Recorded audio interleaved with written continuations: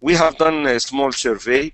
You know, we send people every year to many of the top business schools, and we have a record of what programs are offered and how much they cost.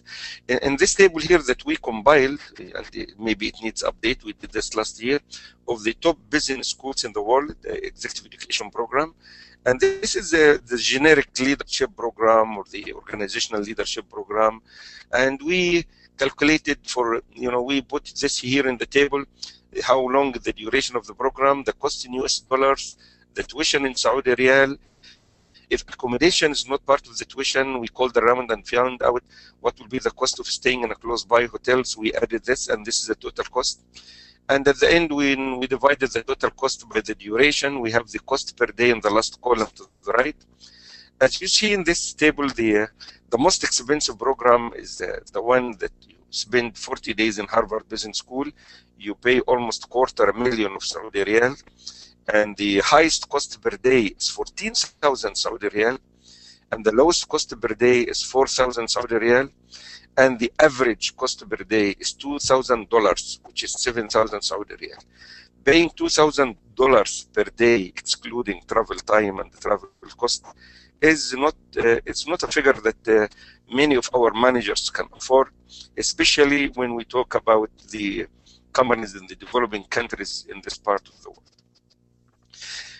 Another challenge that we think we are facing, that there is lots of sincere initiatives that started in our region to develop local leaders. And mainly the format of those programs is that a contract is signed between a government or the donor or the sponsor and one of the top business schools to train a batch of 30 to 40 executives that are selected locally.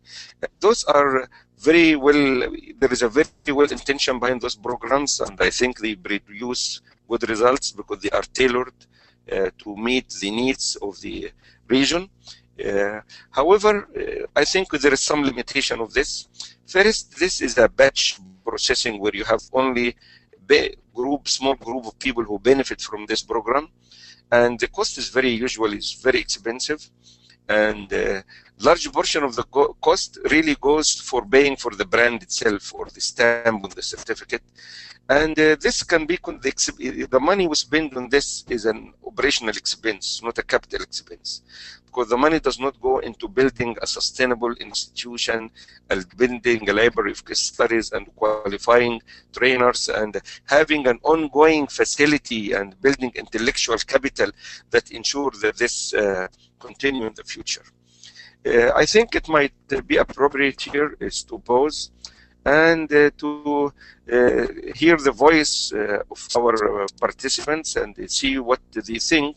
There is a poll that the organizer of this webinar have organized, and we would like everyone to take just 10-15 seconds or half a minute to go through this poll and answer the questions in the poll, and we will resume after this.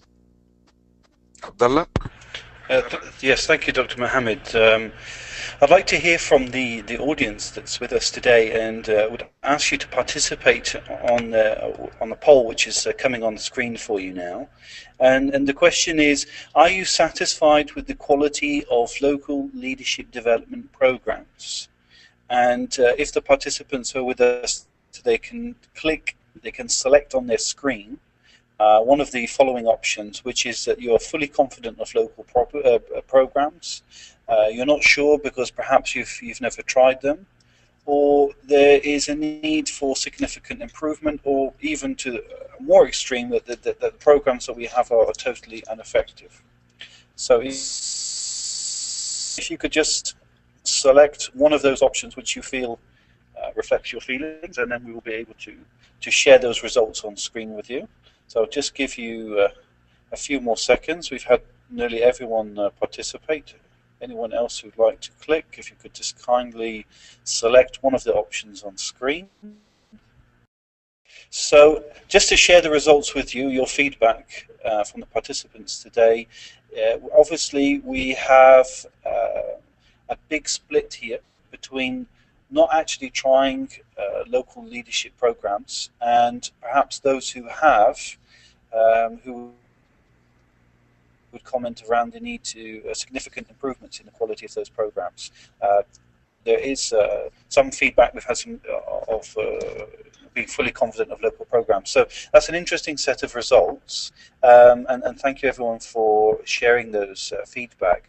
Dr. Mohammed, how do these results match up with what you've seen and your experience? Yes, I think they are very reflective to our preliminary feeling, and I'm very glad that people were online and they have participated to this.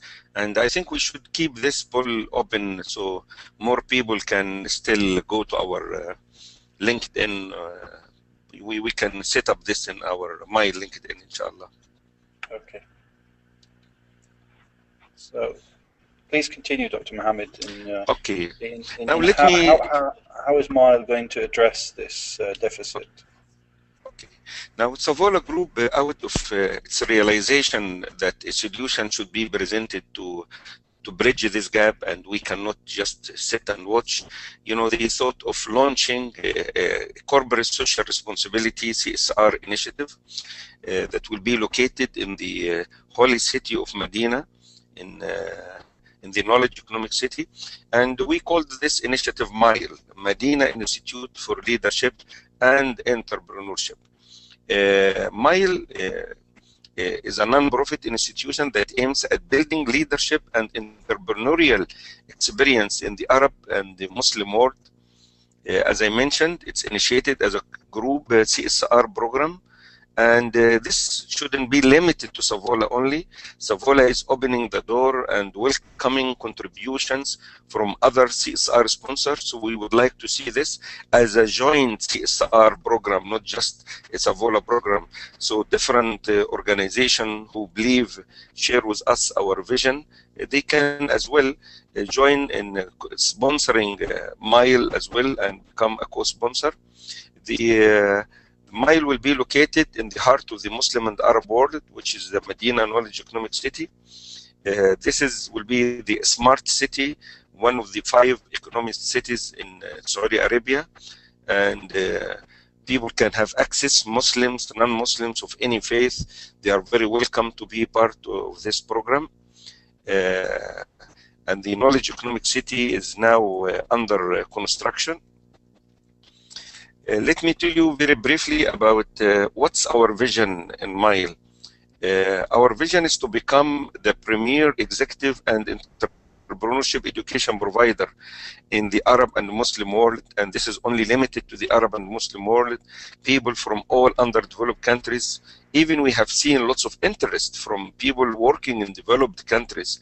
In our first program, we have people from Canada, United States, from Netherlands joining our programs. There are many multinational companies who feel that sending their executives to attend the programs in the Middle East will give them first-hand exposure to the culture and help them build a network that can be very beneficial for them when they expand their business to do business in our part of the world. Our KPI, modest KPI, key performance indicator, is to be ranked at, among the top 100 global executive education provider by year 2020. Many people see this as a very modest objective, and they wanted us really to achieve this objective to be in the top 50, not in the top 100 by year 2020.